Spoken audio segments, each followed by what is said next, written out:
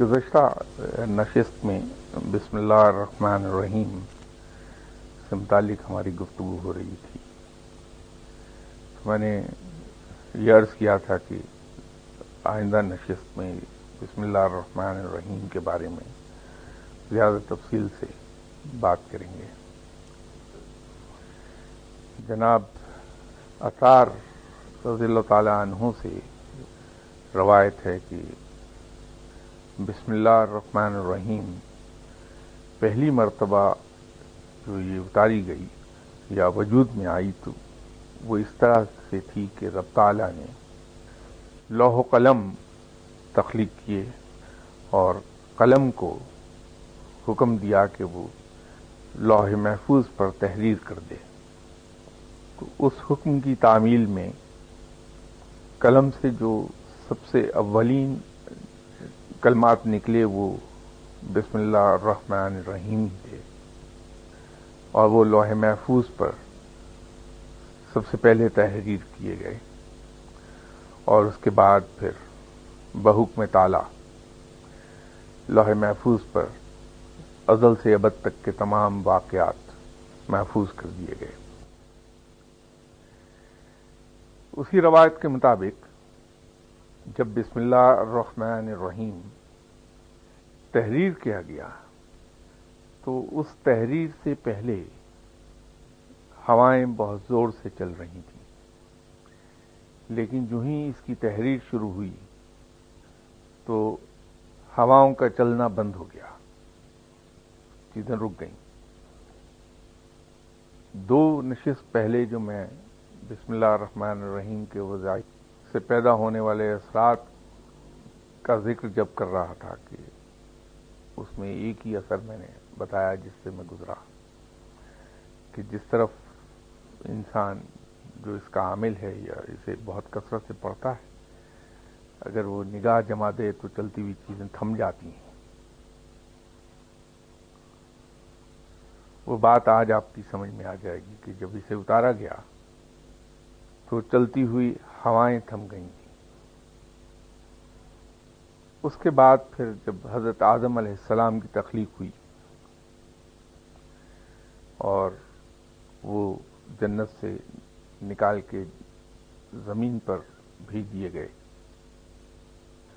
تو یہاں سب سے پہلے حضرت آدم علیہ السلام پر بسم اللہ الرحمن الرحیم نازل ہوئی. اس لیے حضرت آدم علیہ السلام نے یہ فرمایا کہ میری امت میں جو لوگ بسم اللہ الرحمن الرحیم کو پڑھتے رہیں گے ان پر ہمیشہ سلامتی رہے گی. یہ حضرت آدم علیہ السلام کا فرمان ہے. حضرت آدم علیہ السلام کے بعد حضرت ابراہیم علیہ السلام پر بسم اللہ الرحمن الرحیم اتاری گئی. جب حضرت ابراہیم علیہ السلام منجنیق کے پلڑے میں بیٹھے تھے اور آگ دہک رہی تھی تو وہاں حضرت ابراہیم علیہ السلام پر یہ بسم اللہ الرحمن الرحیم نازل ہوئی. آپ نے اسے وہاں تلاوت کیا تو وہ آگ اللہ کے حکم سے ٹھنڈی ہو گئی تھی، لیکن اس کے بعد بسم اللہ الرحمن الرحیم اٹھا لی گئی. حضرت ابراہیم علیہ السلام کے بعد بسم اللہ الرحمن الرحیم حضرت سلیمان علیہ السلام پر اتاری گئی. تو جس وقت بسم اللہ الرحمن الرحیم حضرت سلیمان علیہ السلام پر اتاری گئی تو سب فرشتے تمام پکار اٹھے تھے کہ آج آپ کی حکومت مکمل ہو گئی. لیکن پھر یہ حضرت سلیمان علیہ السلام سے بھی اٹھا لی گئی. ایک اور روایت کے مطابق بسم اللہ الرحمن الرحیم حضرت موسیٰ علیہ السلام پر بھی اتاری گئی تھی اور اسی کی برکت سے حضرت موسیٰ علیہ السلام ان تمام جادوگروں کا مقابلہ کر پائے تھے. لیکن یہ روایت کچھ زیادہ مضبوط نہیں ہے. پھر یہ بسم اللہ الرحمن الرحیم آپ صلی اللہ علیہ وسلم پہ اتاری گئی اور آپ صلی اللہ علیہ وسلم کی چونکہ کئی حیثیتیں ہیں کئی آپ کی ڈسٹنکشنز موجود ہیں، اور ان میں سب سے بڑی تو یہ ہے کہ آپ صلی اللہ علیہ وسلم محبوب خدا ہیں۔ اسی لیے تمام پیغمبروں سے زیادہ معجزات آپ صلی اللہ علیہ وسلم کو عطا ہوئے ہیں۔ آپ کی تمام زندگی معجزات سے عبارت ہے۔ پھر آپ صلی اللہ علیہ وسلم کو ایسے معجزات بھی عطا ہوئے جو زندہ معجزات ہیں۔ دوسرے پیغمبروں کو جو معجزات عطا ہوئے وہ تو ان پیغمبروں کے دنیا سے اٹھ جانے کے بعد وہ معجزات بھی ختم ہو گئے، لیکن آپ صلی اللہ علیہ وسلم کو عطا ہونے والے کچھ معجزات ایسے ہیں جو آج تک قائم ہیں، وہ زندہ ہیں، جیسے قرآن پاک۔ یہ بذات خود ایک بڑا معجزہ ہے جو عطا ہوا تھا، اور وہ معجزہ آج بھی جاری و ساری ہے۔ اسی طرح بسم اللہ الرحمن الرحیم آپ صلی اللہ علیہ وسلم کے بعد بھی قائم ہے۔ اب اس کو پڑھنے کے کئی طریقے ہو سکتے ہیں۔ ایک تو بڑا سمپل اور سیدھا سادہ سا طریقہ ہے جس میں کوئی زیادہ مشقت انوالو نہیں ہے، اور کیونکہ ہم پاکستانی مسلمانوں کو کام وہی پسند آتا ہے جس میں مشقت بالکل نہ ہو، تو اس لیے امید تو یہی ہے کہ آپ کو یہی بھائے گا کہ آپ عشاء کی نماز کے بعد اگر ایک تسبیح بسم اللہ الرحمن الرحیم کی پڑھ لیں اور اس میں ناغہ نہ آنے دیں، پڑھتے چلے جائیں، تو اس کے اثرات ملنے لگتے ہیں۔ لیکن اس ضمن میں میں یہ گزارش کر دوں کہ یہ رویہ نہ رکھیے کہ پہلے دن ایک تسبیح پڑھنے کے بعد آپ دیکھ رہے ہیں کہ دیکھو میرے دیکھنے سے کون سی دیوار گرتی ہے اور کون سا آدمی دوڑتا ہوا رک جاتا۔ یہ انتظار نہ کیجیے، کیونکہ ہماری سرشست میں ہی داخل ہے یہ بات کہ میں 2 نمازیں پڑھنے کے بعد یہ سوچتا ہوں کہ مجھے ولایت ملی یا نہیں ملی، ابھی تک ولی ہوا یا نہیں ہوا میں۔ تو یہ انتظار نہ کیجیے کہ اس کے اثرات آپ کو ملنا شروع ہوئے ہیں یا نہیں ملنا شروع ہوئے، وہ رب تعالیٰ پر چھوڑ دیں کہ وہ اپنی رحمت کے صدقے آپ کو کیا کچھ عطا فرماتا ہے، تو یقیناً اس کے اثرات ملنا شروع ہو جائیں گے۔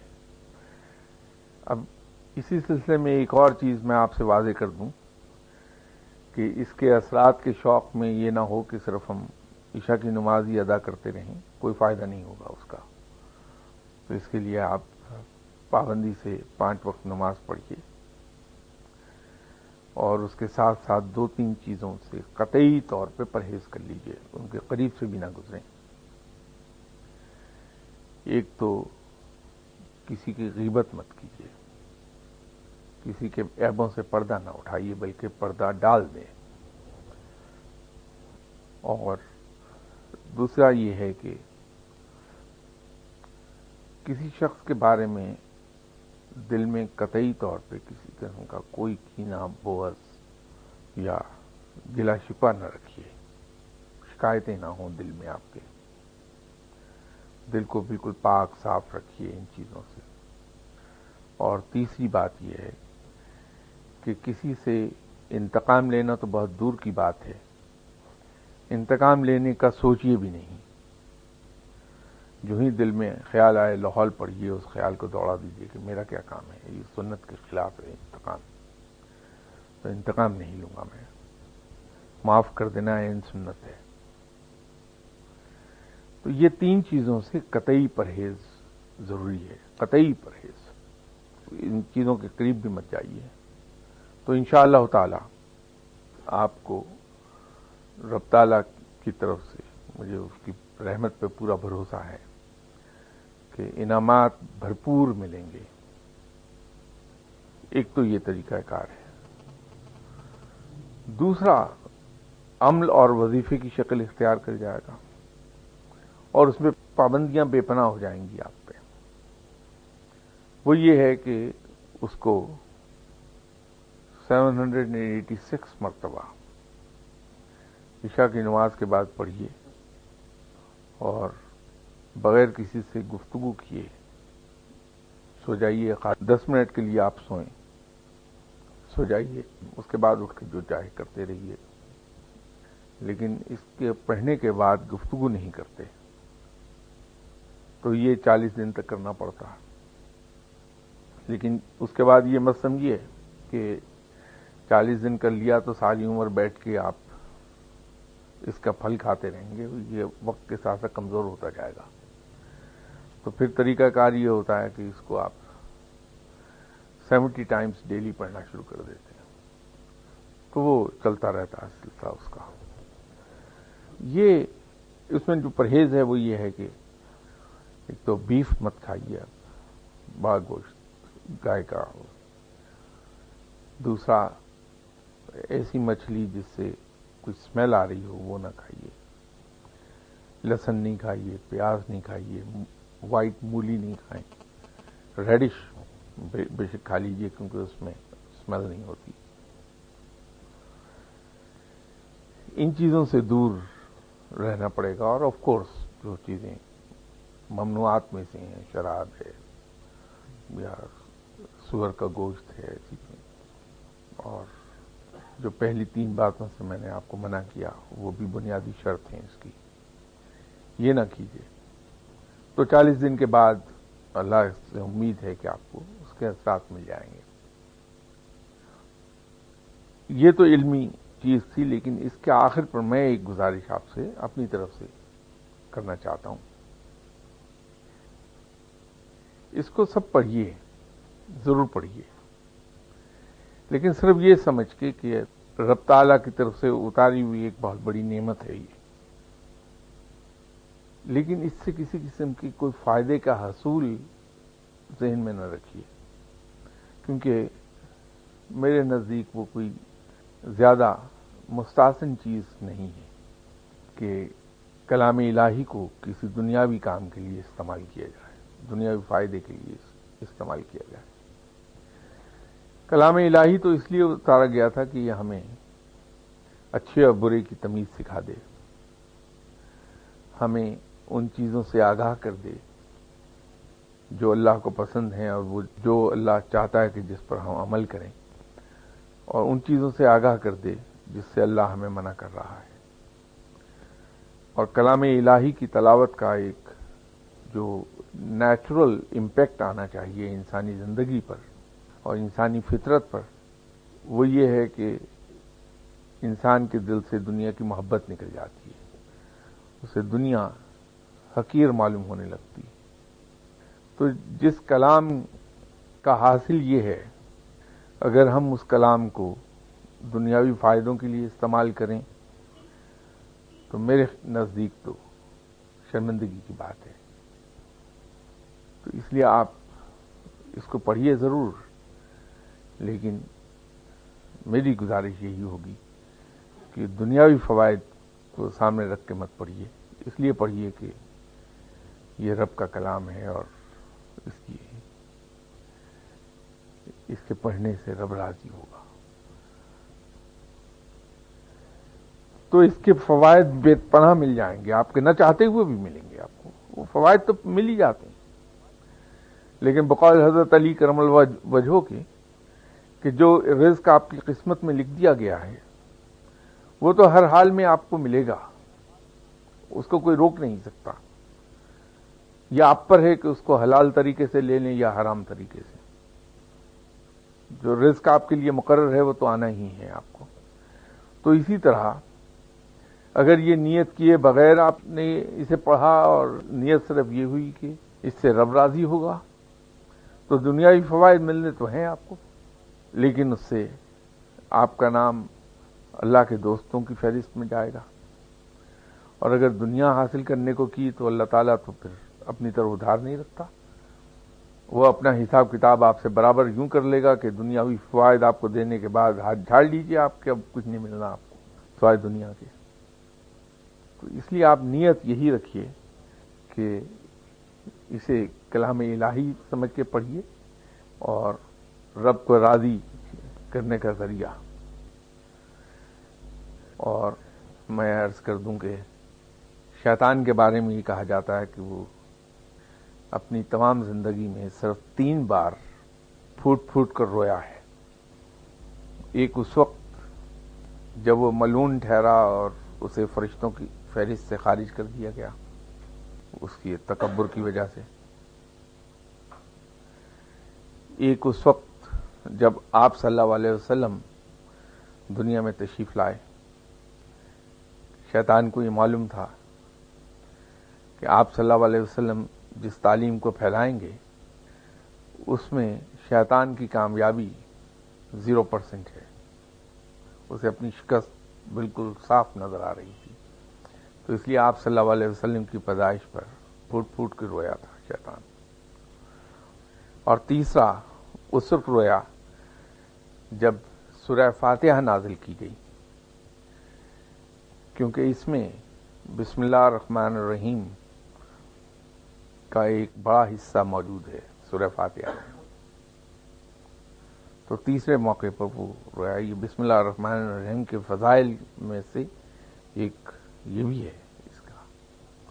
تو اس کے میں فضائل آپ سے بیان کر رہا تھا کہ بسم اللہ الرحمن الرحیم کی فضیلت بے پناہ ہے. تو اس سے اس کا اندازہ ہو جائے گا آپ کو کہ اس نے شیطان کو رلا دیا تھا. تو آپ اس کو پڑھیے شیطان کو شکست دینے کے لیے. شیطان آپ سے دور بھاگے، مجھ سے دور بھاگے، سب سے دور بھاگے. تو اس نیت سے پڑھیے اور پھر دیکھیے کہ اس کے اثرات آپ کو کیا حاصل ہوتے ہیں. تو اگر کوئی صاحب اس سلسلے میں سوال کرنا چاہتے ہوں.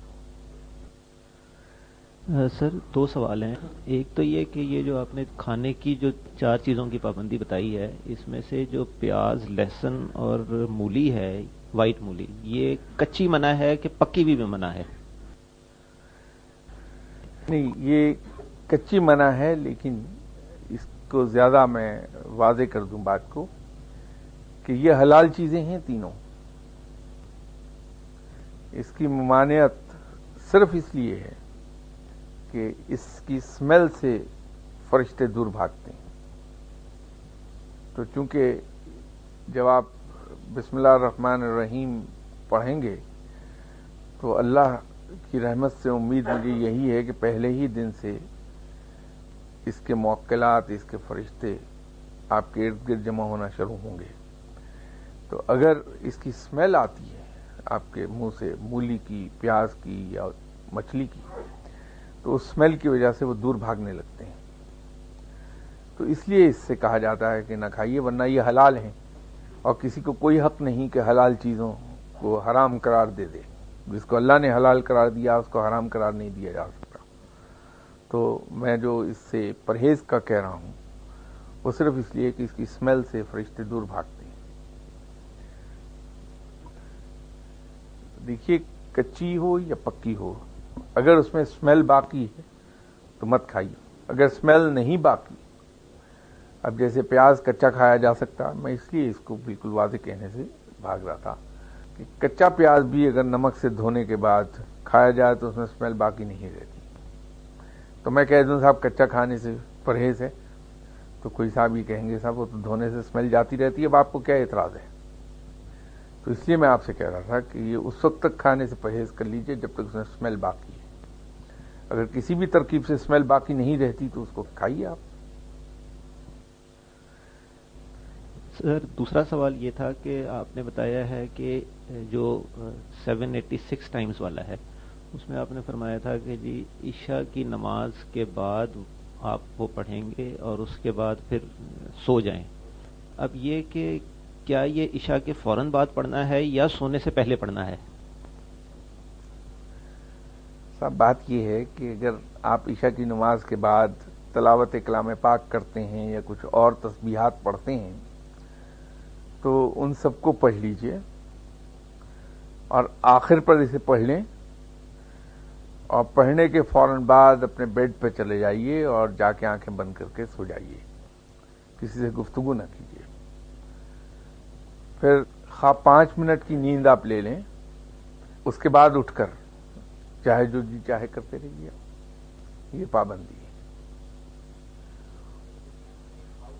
من الشیطان الرجیم. کیا بسم اللہ الرحمن الرحیم کا حصہ ہے؟ نہیں، اس کا حصہ نہیں ہے. یہ صرف بسم اللہ الرحمن الرحیم بس اتنا پڑھا جائے گا. 99% لوگوں کو گائے کا گوشت اور سمیلی مچھلی ملتی ہے. میں تو وہی کھاتا ہوں، لوگ وہی کھاتے ہیں. تو یہ جو بسم اللہ شریف کی بجائے کوئی، میں سوچ رہا تھا یہ وظیفہ، لیکن یہ 786 دفعہ پڑھنا، 40 دن پڑھنا اور یہ پابندیاں، تو پھر دنیا سے محبت کو پرے کیا گیا ہے آپ اکارڈنگ ٹو یو. لیکن آپ کہتے ہیں کہ اللہ تعالیٰ اپنی عبادت کے لیے نہیں کہتا تھا، وہ خلق خدا کی خدمت وہ ہے. تو یہ اس کے علاوہ کوئی اور بسم اللہ، یہ بڑی پابندیاں ہیں، کوئی اور جو جس سے ہم سلسلے کو بھی چلاتے رہیں، وہ پلیز آپ بتا دیں.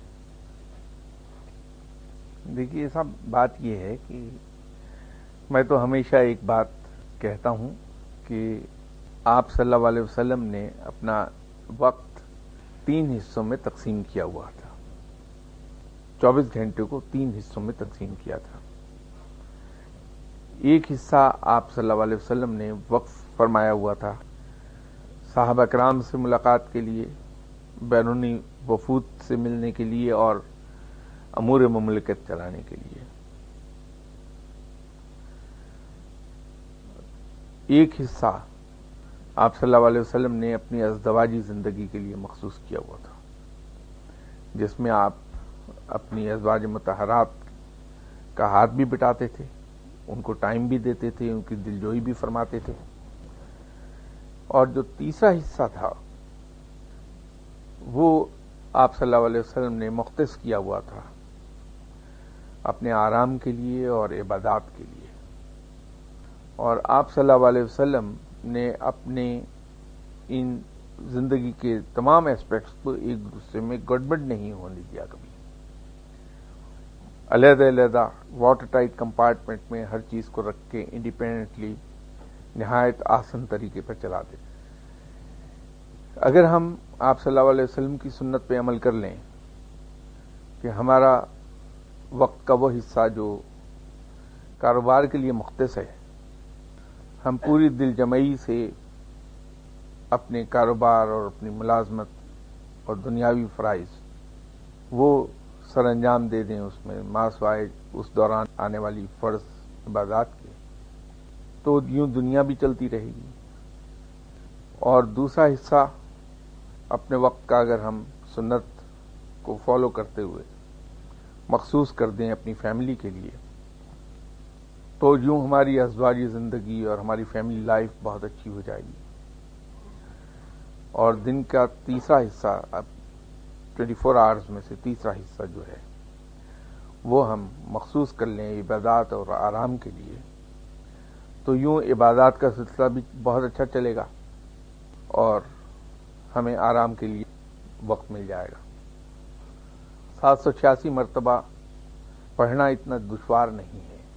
میرے اپنے تجربے کے مطابق، جو ذاتی تجربہ ہے پڑھنے کا، اس پر تقریباً کوئی 16 یا 17 منٹ صرف ہوتے ہیں. کسی وقت مجھے 16 منٹ لگ جاتے تھے، کبھی 17 منٹ لگ جاتے تھے. 786 مرتبہ پڑھا جاتا. کیونکہ عشاء کی نماز انسان دیر سے پڑھتا تو اس وقت تک بیوی بچے سو گئے ہوتے ہیں، وہ اس میں مخل نہیں ہوتے اس مصروفیت میں، اور نہ یہ مجبوری ہوتی کہ انسان کسی سے گفتگو کرے. تو بہترین طریقہ جو میں استعمال کرتا ہوں، میں تو وہ آپ سے عرض کر سکتا ہوں کہ علیحدہ کمرے میں کسی ایک کونے میں جا کے اپنی عبادت کا سلسلہ بنا لیا اور پھر وہیں بیٹھ کے عبادت کیجیے. آپ ہر گھر میں کوئی نہ کوئی ایسا کمرہ ضرور، اور کچھ یہی تو ڈرائنگ روم تو ہوتا ہی ہے جہاں کوئی نہیں سوتا رات کو، اس کا ایک کونا استعمال کر لیجیے عبادت کے لیے، اور پڑھنے کے بعد وہیں جا نماز پہ لیٹ جائیے. سنت بھی ہے، آپ صلی اللہ علیہ وسلم لیٹ جاتے تھے جا نماز میں، تو اس پہ لیٹ جائیے، سو جائیے 5 منٹ کے لیے، 10 منٹ کے لیے. تو پھر اٹھ کے اللہ اللہ کرنا شروع کر دیں یا کچھ اور کر لیجیے جو چاہتے ہیں کر لیں. تو آسان ہے. اور باقی رہے گی یہ بات کہ صاحب وہ آپ کو مچھلی کھانے میں وہ ملتی ہے جس میں اس کی اسمیل آ رہی ہوتی ہے، تو صاحب آپ ٹینڈر نہ کھائیے یا میڈیم نہ کھائیے، ویلڈن کھا لیجیے، ویلڈن میں اسمیل نہیں رہتی۔ ہاں، یہ انگریز کے نقش قدم پہ اگر آدمی چلتا ہوا ٹینڈر کھائے گا تو اسٹیک اگر ٹینڈر کھائیں گے تو اس میں بلڈ نکل رہا ہوتا ہے جب آدمی کھاتا، تو وہ مکروہ ہے ویسے ہی۔ تو میڈیم میں بھی بلڈ کے سٹینز نظر آتے ہیں، تو آپ ویلڈن کھا لیجیے، اس میں کیا ہے۔ میرے سوال کے دو جز ہیں۔ پہلا یہ ہے کہ یہ کلمات کو ان کو خاص عادات میں دینے کی کیا مصلحت ہوتی ہے، کیونکہ یہ بھی اس سے رہتا ہے کہ تو جو اس کے مفہوم کی جگہ پہ عادات پہ رہ جائے، نمبر ایک۔ نمبر دو یہ تھا کہ اس کے بعض جگہوں پہ آتا ہے کہ بسم اللہ الرحمن الرحیم 19 دفعہ پڑھنے کا بھی شاید کہ عادات اس کے 19 بنتے ہیں، اس کی ہے کچھ؟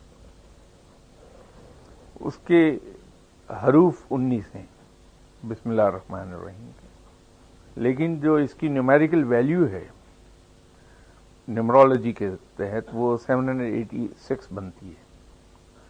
تو جو 19 ٹائمز پڑھتے ہیں وہ حروف کی نسبت سے پڑھتے ہیں کہ اس کے حروف 19 ہیں۔ وہ ایک علیحدہ سبجیکٹ ہے، اور اچھا آپ نے توجہ دلا دی۔ اب چونکہ میری ظہر کی نماز کا ٹائم ہو رہا ہے تو میں اس وقت، ورنہ دل یہی چاہ رہا تھا کہ اسی وقت آپ کو ایکسپلین کر دیتا کہ یہ تمام قصہ اس کا کیا ہے، لیکن نیکسٹ سنڈے انشاءاللہ تعالی اگر میں زندہ رہا تو اس پہ کر دوں گا بات۔ باقی یہ جو آپ نے فرمایا کہ توجہ حروف اس پر کاؤنٹنگ پر رہتی ہے، وہ درست نہیں۔ آج کل مکینیکل کاؤنٹرز ملتے ہیں، عام استعمال ہو رہے ہیں تسبیح کے طور پہ۔ اس میں سہولت یہ ہے کہ انسان پڑھتا چلا جاتا، نہ دل میں گنتا نہ ذہن میں گنتا، نہ یہ فکر ہوتی ہے کہ ابھی کتنا ہوا کتنا نہیں ہوا، پڑھتے رہیے۔ جیسے میں نے عرض کیا کہ اب مجھے کسی دن 16 منٹ لگ جاتے تھے، کسی دن 17 منٹ لگ جاتے تھے پڑھنے میں، اب وہ اندازہ ہے کہ اتنی دیر میں مکمل کر لوں گا، تو خود بخود اندر سے ایک آواز اٹھتی ہے کہ مکمل ہو گیا، تو پڑھتے پڑھتے کاؤنٹر کو ایک بار دیکھ لیا۔ تو عام طور پہ ہوتا یہ ہے کہ جب وہ دل سے ایک آواز آتی ہے کہ یہ مکمل ہو گیا، تو تجربہ میرا یہ ہے کہ وہ 785 ہوا ہوتا ہے اس وقت، یا 788 ہو گیا ہوتا ہے۔ تو اگر 2 4 5 مرتبہ فالتو پڑھ لیا تو کوئی اس میں برائی نہیں، بلکہ اچھا ہے۔ ہم تو یہی کرتے ہیں۔ کچھ پڑھائیاں ایسی ہیں جو 10,000 سے اوپر کی ہیں میری، تو اب 10,000 ہو گیا تو کسی دن میں 80 فالتو پڑھ لیتا ہوں، کسی نے 110 فالتو پڑھے، ایک مخصوص نمبر فالتو نہیں پڑھتا، ورنہ وہ تعداد اس پر فکس ہو جائے گی۔ اس کو میں ویری کرتا رہتا ہوں روز، اس خیال سے کہ ہو سکتا ہے کہ کہیں میں omit کر گیا ہوں درمیان میں، کہیں ایک بار پریس مجھ سے زیادہ ہو گیا ہو، تو احتیاطاً اس کو 150 فالتو کر دیے، تاکہ اگر کہیں کچھ ہے تو زیادہ پڑھنے کا نقصان نہیں ہے، کم کا البتہ یہ ہے کہ وہ پھر ناغا کنسیڈر ہو جائے گا۔ تو آپ 786 کی جگہ کسی دن 790 پڑھ گئے، 795 پڑھ گئے، 797 پڑھ گئے، 800 پڑھ گئے، تو وہ اس سے کوئی فرق نہیں پڑتا۔ تو ذہن کو آزاد چھوڑیے، تو کاؤنٹر کو گننے دیجئے کیا ہے۔ اور اس میں تو دیر بھی لگتی ہے نا، کیونکہ بسم اللہ الرحمن الرحیم یہ تقریباً 2.5 سیکنڈ میں ادا ہوگا۔ اب یہ تو ہم اطمینان سے پڑھتے ہیں، لیکن جب وظیفہ کر رہے ہوتے ہیں تو بسم اللہ الرحمن الرحیم، بسم اللہ الرحمن الرحیم، بسم اللہ الرحمن الرحیم یوں چلتا ہے، تو 2 سیکنڈ پہ آتا ہے۔ آپ گھڑی دیکھیے، ٹھیک 2 سیکنڈ آپ کو لگیں گے۔ تو اگر 2 سیکنڈ لگتے ہیں تو 1 منٹ میں 30 مرتبہ پڑھا آپ نے، تو 786 ہے۔ اب آپ دیکھ لیجیے، تو اور جب رواں ہو جائیں گے تو 1 سیکنڈ سے بھی کم میں جاتا وہ۔ یہ ہے اس کی ترکیب۔ آپ نے فرمایا جی کہ اس میں ناغا نہیں آنا چاہیے، تو اگر کسی وجہ سے کسی مجبوری سے ناغا آ جاتا ہے تو اس صورت میں کیسے ہوگا؟ اور دوسری بات یہ ہے کہ یہ جو ابھی آپ نے یہ جو موجود لوگ ہیں ان کو اجازت دے دی ہے پڑھنے کی، تو کیا یہ اجازت جو لوگ اس کی ریکارڈنگ سنیں گے ان کے لیے بھی ہوگی؟ کوئی پڑھ لے، لیکن ان شرائط کے ساتھ جو شرائط میں نے واضح کر دی۔ اس سے بھی زیادہ ایک تو نماز پابندی سے پڑھیے، اور دوسرا وہ جو 3 چیزیں میں نے عرض کی تھیں کہ صاحب کسی کی غیبت نہ کیجیے، کسی کی عیب جوئی نہ کیجیے، بلکہ آن دی کانٹرری ہر ایک کی پردہ پوشی کیجیے. ایک تو یہ ہے. دوسرا، کسی کے لیے دل میں کسی قسم کا کوئی گلہ شکوہ، کوئی کینہ، کوئی کدورت وہ نہ پالیے. دل کو بالکل آئینے کی طرح صاف رکھیے. اور تیسری، انتقام لینا تو بہت دور کی بات ہے، انتقام لینے کا سوچیے بھی نہیں. ان 3 چیزوں پر پابندی بہت ضروری ہے، ادروائز کچھ حاصل نہیں ہوگا آپ کو. یہ آپ کو ایک چیز دقت سب لوگوں کے ساتھ آئے گی، جتنے بھی فقیر یا درویش لوگ ہیں، یہ غالباً بائی ہیبٹ اس چیز کو اومٹ کر جاتے ہیں. انٹینشنلی نہیں کرتے، بائی ہیبٹ کر جاتے ہیں. کیونکہ ان کے نزدیک یہ بالکل ایسا ہے، اگر میں آپ سے کہوں کہ آپ گاڑی پر کہیں چلے جائیے تو اس میں 2-3 چیزیں وی ٹیک فار گرانٹڈ، کہ آپ گاڑی کا دروازہ کھولیں گے، گاڑی میں بیٹھیں گے، گاڑی سٹارٹ کریں گے، پھر گاڑی چلے گی، ورنہ نہیں چل سکتی. اسی طرح درویش لوگ یہ سمجھتے ہیں ذہن میں کہ کچھ بھی کام کرنا ہے تو درود شریف تو اس کا لازمی حصہ ہے، درود شریف کے بغیر کچھ ہو نہیں سکتا. ان کے نزدیک یہ لازم ملزوم ہے، اس کے بغیر سوچا ہی نہیں جا سکتا کسی چیز کو. حتیٰ کہ قرآن پاک انسان پڑھنے لگتا ہے تو درود شریف خود بخود جاری ہو جاتا. وہ آدمی غلاف اتار رہا ہوتا ہے اس کا کور، پھر اس کو کھول رہا ہوتا ہے تو اتنی دیر میں درود شریف جاری رہتا ہے، جب تک کہ آدمی اعوذ باللہ من الشیطان نہ شروع کر دے. پھر ایک سے شروع کیجیے آپ. یہ جتنے بھی آپ تسبیحات کرتے ہیں، وظائف کرتے ہیں، عملیات کرتے ہیں، اس کے اندر یہ یاد رکھیے کہ اس کی حیثیت وہ جو ایک گیم ہوتی ہے سنیک اینڈ لیڈر والی، اس کی سی ہے کہ آپ روز پڑھتے جاتے ہیں اور وہ آپ اوپر جا رہے ہیں، جہاں ایک ناغہ ہوا آپ واپس 0 پر چلے جائیں گے، پھر نئے سرے سے کاؤنٹ شروع کریں گے آپ. تو ایک وہ اچھا، یہ کچھ اس کی آدمی عادی بھی ہو جاتا ہے، جیسے نشے کا عادی ہوتا ہے، ہیروئن کا عادی ہو جاتا ہے بندہ. ایک پڑھائی بڑے شاہ صاحب نے بتا دی جس کی تعداد ہزاروں میں ہے، اور ایسا نہیں ہے کہ 2000 4000 5000 7000 ایسے ہو، وہ اس سے کہیں آگے ہے تعداد. روز پڑھنا ہوتی ہے اور اس کا جو دور ہے وہ بنتا ہے 10 سال اور 1 مہینے کا. تو جب وہ بتایا تھا شاہ صاحب نے کہ یہ پڑھا کرو تو ہم نے یہ تو بڑا مشکل ہے، 10 سال 1 مہینہ ناغہ نہیں کرنے دینا. اور وہ ٹائم بڑا عجیب و غریب ہے، خاص طور پہ نوکری پیشہ آدمی کا، کہ دوپہر کو ظہر کے بعد پڑھنا آپ نے. تو سمجھ ہی نہیں آ رہا تھا کہ بنے گا کیا، 10 سال 1 مہینہ اور اتنی بڑی تعداد روز پڑھنی ہے. تو پہلے دن ہم نے کہا کہ چلیے، میرا خیال تھا کہ میں انشاءاللہ تعالی 2 گھنٹے میں پڑھ لوں گا. تو اس دن میں پہلے دن دفتر سے یہ کہہ کے اٹھ گیا کہ آج میں لنچ کے لیے گھر جا رہا ہوں. تو میرا خیال سٹاف نے شکر کیا ہوگا کہ یہ بلا ٹلی، اب یہ لنچ کے لیے گھر جائے گا تو کم از کم اتنے دیر تو سکون رہے گا دفتر میں. تو آ کے میں پڑھنے بیٹھ گیا ظہر کی نماز پڑھ کے. تو عصر کی نماز بھی گزر گئی، اور اس کے بعد وہ مغرب کی اذان ہوئی تو ابھی میں آخری تعداد مکمل کر رہا تھا. تو میں یہ نوکری چلے گی کیسے؟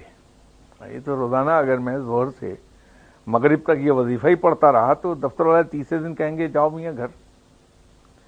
لیکن وہ اللہ کا کرم یہ ہو گیا کہ وہ وقت کم ہونا شروع ہو گیا کہ روانی آ گئی زبان میں.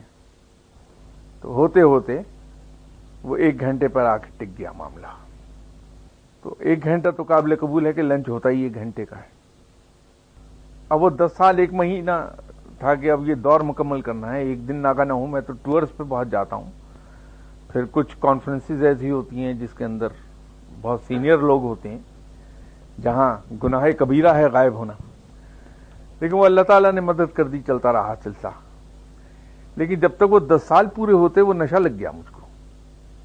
تو جو ہی میں نے دیکھا کہ اب یہ 3 دن کے بعد یہ 10 سال 1 مہینہ پورا ہو جائے گا تو تعداد گھٹ کے 1/4 پہ آ جاتی ہے. وہ کہ اگر یہ دور مکمل ہو گیا تو پھر اس کی تعداد وہ جو اس وقت ایکسیڈنگ 10,000 ہے وہ 1/4 پہ چلی جاتی.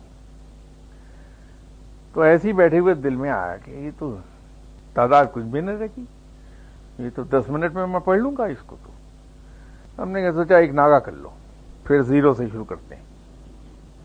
تو اب یہ انہوں نے بڑے شاہ صاحب قبلہ نے مجھے یہ 78 میں شاید پڑھنے کو بتایا تھا. تو ابھی تک وہ 10 سال پورے ہونے نہیں دیے. میں تو آخری دنوں پہ جا کے ایک ناغہ کر دیتا ہوں، وہ پھر 0 پہ چلا جاتا ہے، پھر 1 سے شروع کر دیتا ہوں کاؤنٹ. تو ہوتا رہتا ہے، وہ چسکا لگ جاتا ہے. اس کی فکر نہ کیجیے آپ، اس سے گھبرا رہے ہیں کہ 40 دن کیا ہوگا. پتہ یہ لگا کہ 40 دن ناغہ کر دیا کہ نہیں اب 0 سے شروع کرتے ہیں. اس کا مزہ آنے لگتا ہے انسان کو. بالکل پڑھ سکتے ہیں، کیوں نہیں پڑھ سکتے. دیکھیے بات یہ ہے، کچھ چیزیں بڑی سادہ ہیں، ان کو یوں آپ کر لیجئے. قصر نماز ہے کیا؟ اللہ کی طرف سے دی گئی ایک سہولت ہے آپ کو، ایک چھوٹ ہے، ایک رعایت آپ کو دی ہے رب نے. تو جیسے میں ابھی کہہ رہا تھا کہ جس چیز کو اللہ تعالیٰ نے حلال قرار دے دیا یا حرام قرار دے دیا، کسی شخص کو یہ اختیار نہیں ہے کہ اس میں کوئی تبدیلی یا تحریف کر سکے. اسی طرح جو حق اللہ نے آپ کو عطا فرمایا ہے، آپ کی اولاد کو عطا فرمایا ہے، کسی کو کوئی حق نہیں کہ اس حق کو آپ سے چھین لے، کیونکہ وہ رب کی طرف سے عطا کردہ ہے. آپ کو یہ رعایت رب نے دی ہے، تو اس کے اندر کسی کو حق نہیں کہ وہ یہ کہے کہ صاحب جو رعایت آپ کو رب نے دی ہے اس دن تو یہ وظیفہ ویلڈ نہیں ہوگا. یہ کیسے نہیں ہوگا؟ وہ رعایت آپ کو رب نے دی ہے، انسان کون ہوتا بولنے والا اس میں. سر وہ جو پیاز لہسن وغیرہ کا پرہیز جو آپ نے بتایا تھا، تو پیاز کے بغیر تو ہنڈی بنتی ہی نہیں، تو اس کے کوئی وہ شاید آپ نے اس پہ غور نہیں فرمایا جو میں نے عرض کیا تھا کہ ان چیزوں کی یہ حلال چیزیں ہیں. میں نے پہلے عرض کیا، اور کسی کو کوئی حق نہیں کہ اسے تبدیل کر دے. ان کو اگر کہا جا رہا ہے کہ نہ کھائیے تو صرف اس لیے کہ ان کی اسمیل ہوتی، جیسے مسجد میں کچا پیاز اور لہسن کھا کے جانے کی ممانعت ہے، اسی طرح پڑھائی میں آپ اسے ضرور کھائیے بشرطے کہ اس میں اسمیل نہ آ رہی ہو. جیسے میں نے پیاز کی مثال دی تھی کہ اگر کچا پیاز کھانا ہی ہے تو اسے اگر آپ نمک سے دھو لیں تو اس کی اسمیل ختم ہو جاتی ہے. ضرور کھائیے. تو ہنڈیا میں جب پیاز ڈالا جاتا ہے، اگرچہ میں کک نہیں ہوں لیکن کھانے کا تو اتفاق روز ہوتا ہے، تو ہنڈیا میں پڑے ہوئے پیاز کے تو پتہ ہی نہیں چلتا نام و نشان کہ اس میں ڈالا بھی گیا تھا یا نہیں ڈالا گیا تھا. پرابلم کیا ہے؟